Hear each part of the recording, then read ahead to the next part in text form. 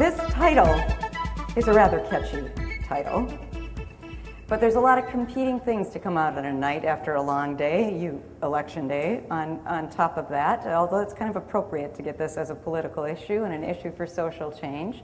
But before I jump into this, what about this title and this topic, after long days, with lots of other things to do, got you to come out? What were some of the things you were most interested in or concerned about? Yes? Prevention. What we do to prevent this, okay?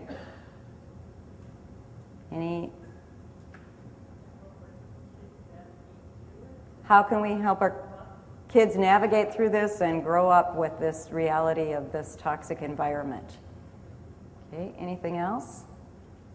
I don't do computers, and I just wanted to learn the terminology and what to look out for. Okay, not being terribly technology savvy, and learning the terminology and what to watch out for. As much as I do, I still do. I have a son in college, and I have a daughter who is not quite 13, and she's the one that, who do you go to, right? Who do you go to? Help me figure this out. So she does not think I'm technology savvy. So anyway, so we'll be a number of different topics, but I want to make sure I thank, you heard Anna, but the sponsors, the staff, the volunteers that worked very hard to put this on today and a professional training for the community tomorrow. Really a key goal in this is that we want people to start to see problems, but know that we can face the challenges. I really believe we can make huge social change. I think things have gotten much worse in 10 years in some ways, and I think that we really have to get a hold of that, and we can get a hold of that for our children and for ourselves. However, the trick about it is that we can't only treat our way out of this problem, even if we do more and better treatment. We can't only prosecute our way out of this, even though if we do better prosecutions. And what's hard for a lot of us that do education is even if we do a lot more and a lot better education, we can't educate our way out of this. It will take all of those things and more. And the more is some very fundamental social change. One of the tough things is that we've approached prevention as something that individuals need to do. Individuals need to be more aware, parents need to just do a better job, I need to do a better job about reducing my own risk and reducing my child's risk, I need to not act out in sexually problematic ways. All of those are important. But as long as we only focus on the individual, then we're not dealing with the reality that this problem has a whole lot of individuals that are behaving in problematic ways. This is an environmental concern. It is a public health concern. Anytime you have something affecting so many people, this is not just a criminal justice issue or a safety issue, it affects individuals' health and it affects our public health. And that means strategies have to go in a very different way. So we do a whole lot with after somebody is victimized to address those that have caused the harm and to provide services for victims. We need more, we need better, but that's where most of the money and resources go. We do a better and better job of earlier intervention to try to target when somebody's got a problem earlier on and help them. We do the least at saying, how do we help our boys and girls to grow up and be healthy? How do we not only help them beat the odds, how do we change the odds so they don't have so much to beat? How do we create a healthier environment that give all of our children of all economic and racial backgrounds a fair chance of navigating through these odds? What will that take?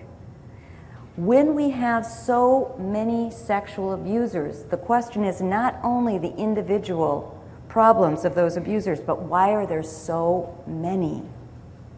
Not only, but primarily males willing and able to abuse kids, for example. What's going on? So we need to address the social norms. There's Mr. Demand. If you have children and you have those books where you find the little creature that goes through them, Mr. Demand does. Because the question that it took me a long time to get to is, why is there so much demand? whether that's for an individual's gain or commercial gain. Why is there so much of this?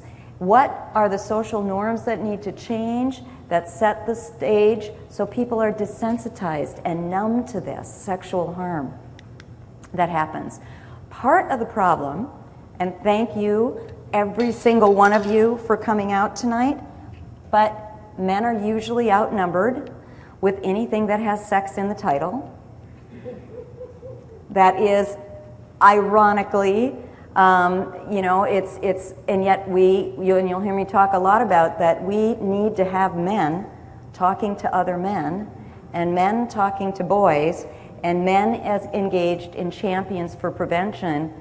They are in violence prevention, in gun prevention, in gang prevention, in bullying even more so in domestic violence than it is when we start talking about sexual violence or child sexual abuse or exploitation.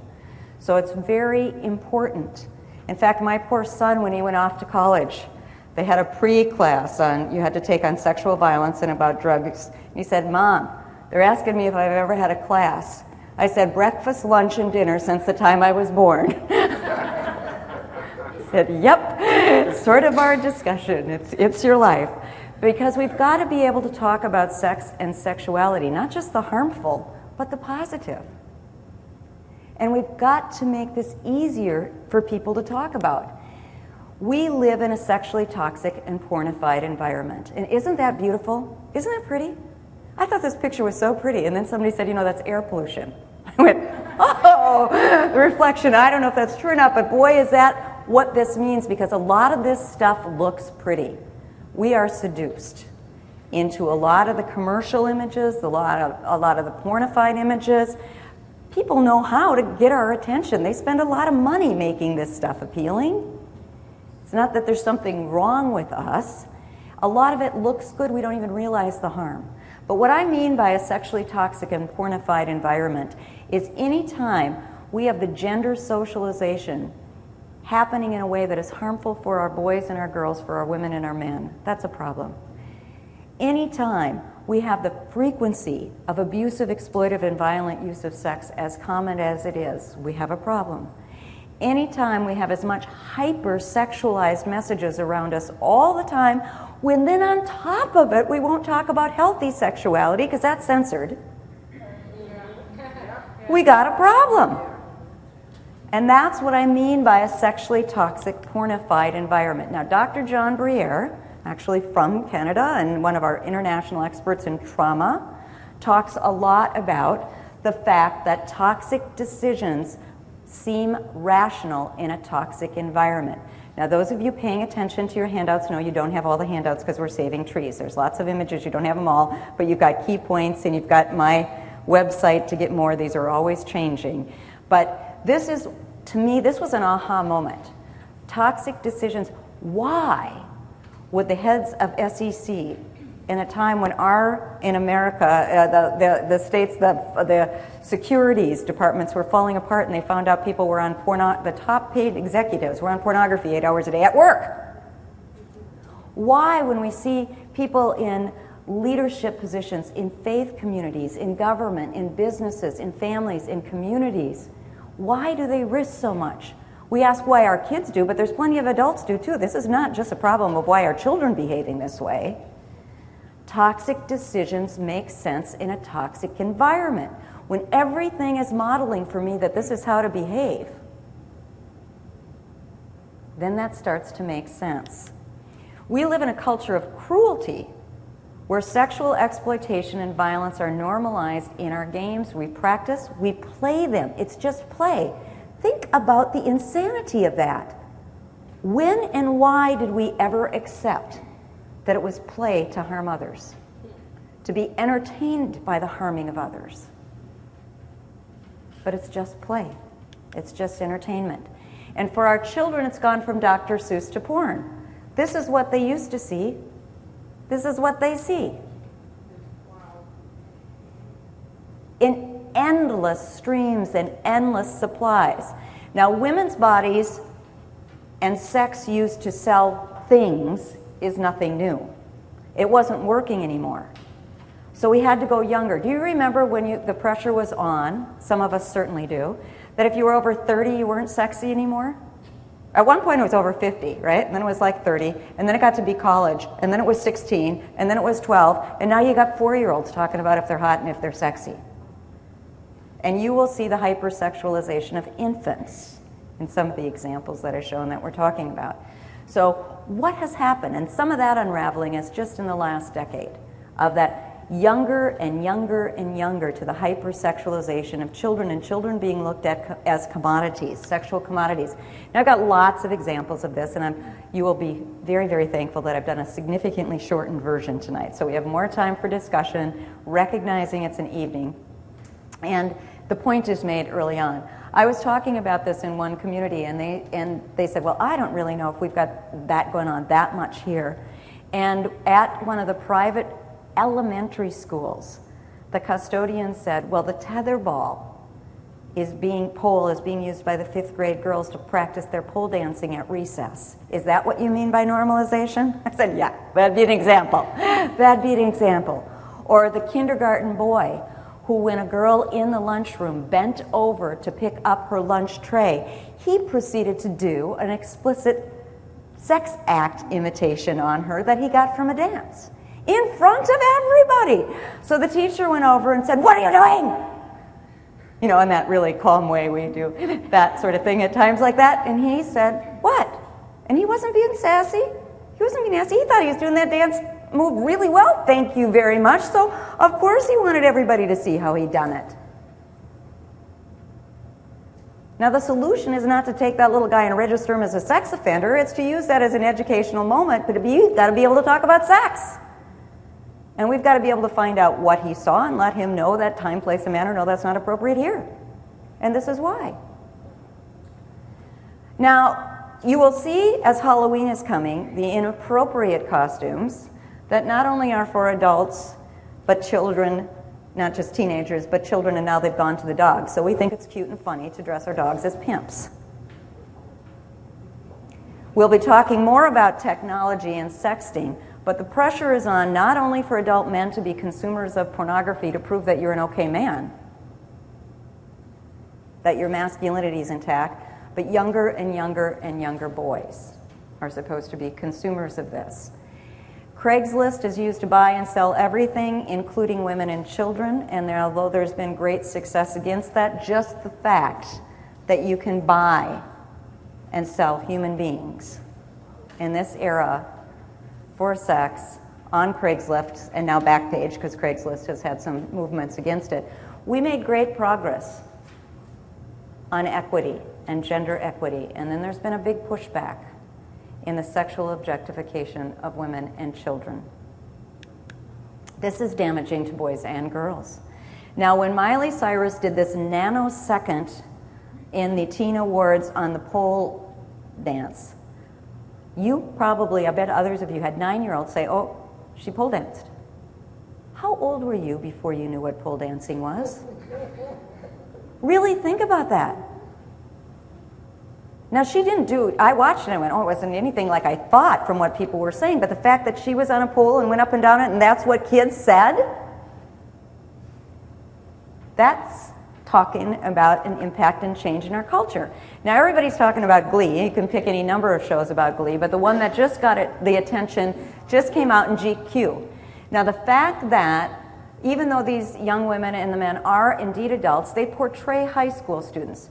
So we're taking high school students in hypersexualized posting, putting them in a men's magazine with on the cover it is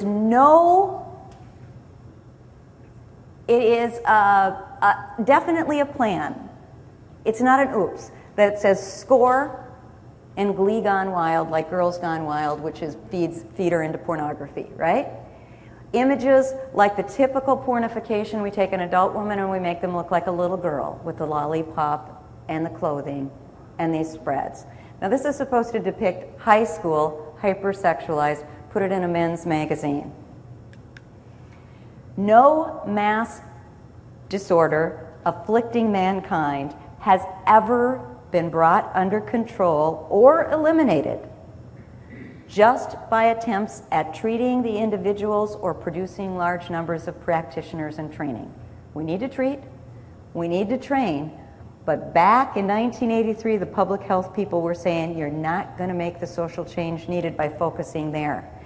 Additionally, the Institute of Medicine said in 2001, it is not even reasonable to think that people are going to change their behavior, at least easily, when there is so much in our society and in our culture and in the physical environment that conspire against the change. So you're telling me not to do this. Everything I see and everyone else is expecting me to do this. Who do I listen to? So what is normalization and why does it matter? This is a takeaway key, okay? So when your kids are looking at you or your colleague or your family member or your partner or someone in your life says, what's the deal? Why are you so offended? What's your problem? Normalization is when something goes, it's when an idea or a behavior goes from clearly being understood by most people to be problematic, and it shifts to becoming something that's just the way it is, no big deal. And the more insidious part is once it's just the way it is, no big deal, what's your problem if you've got a problem with it? Who are you to even question? What is wrong with you that you are questioning this behavior or this practice or this policy or this product? It gets beyond question, and that's a real red flag.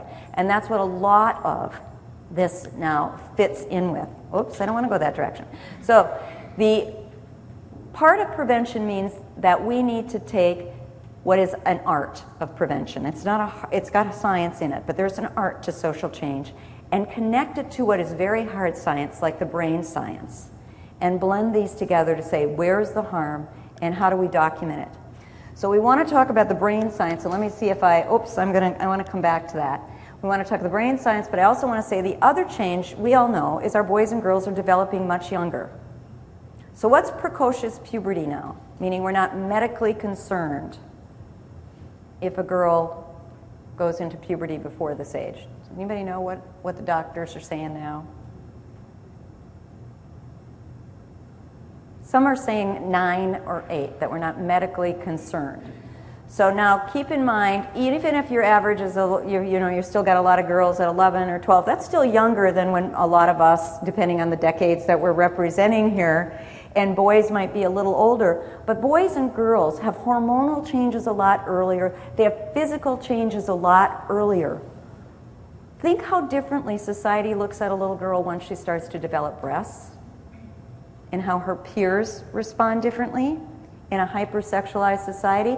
And when a boy starts losing that little boy stuff, it's not that they have all the psychological, social, or anything else to go with their changing bodies, but their bodies are changing. Now on the even more difficult side of life, for those of us that work with or have worked with perpetrators who do research on that, and as well, and think about how do we stop perpetration, if I am aroused by prepubescent children, that means I need younger, because they're going into puberty younger. So there's an arousal, and if arousal is being shaped into younger children by media images, even if that's not who I'm aroused to, but they are being presented as legitimate sexual objects, that's a problem. Now, Dr. David Walsh, I hope you know some of his work. He happens to, I'm not hyping him because he's another Minnesotan. It's just, it's cold there. Like here, we have a lot of, we produce a lot because we're cold. So he's got great books out on parenting, and he's got wonderful research, makes it very easy for people to get on brain development. He'll have a new book coming out in the spring, but a great book called No, which is how you set better limits with children. Lots of good stuff for parents. But one of the things he says that really helps with all the complexity of this is the neurons that fire together wire together. Whatever the brain does a lot, the brain gets good at. So as our children's brains are developing, what they practice, they get good at. The neurons are developing, and when they fire together, they wire together. Another way to think about that is there's been a lot of studies now, in fact there's studies of mirror cells in the brain circuits. Those are the ones, you better heard about the studies, they actually came from monkeys like so much of these do, that if you were eating an ice cream cone, I would probably start salivating if I liked ice cream, right? That's like this thing. So I don't actually have to be doing it. I can watch somebody doing it and have a response. That's why when you're watching these high-speed car, the thriller movies, people get the response. That the adrenaline, the this, the drain, that's the mirror cells. What are our kids seeing? What are adults seeing? And at different developmental ages, if that's what I'm watching, and that's what my brain is getting used to responding to, what's that do? Now we know, and we've got a lot of research to show what seems like common sense of what our children need to develop in healthy ways. We know they need supportive families and communities. We know they need quality information and education. We know that they need to build up, not just reduce the risks in their lives, they need to build up the protective factors.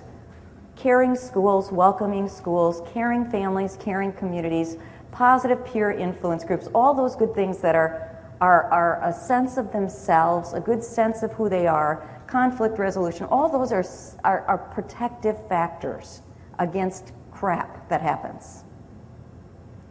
But they also need supports for the adults to raise them because it's not easy.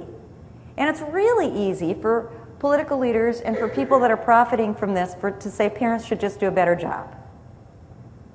Well, I'm a parent and I know I can do a better job. We can all do a better job. We can strive to do a better job. We're always learning. We're changing. But we need to make that easier, and we need to provide supports for people that are having a challenging time, and raising kids is challenging, especially in a toxic environment. So, what do our children get? Do they get those things? Yes. But I also want to focus on 4 areas that are toxic streams that they get.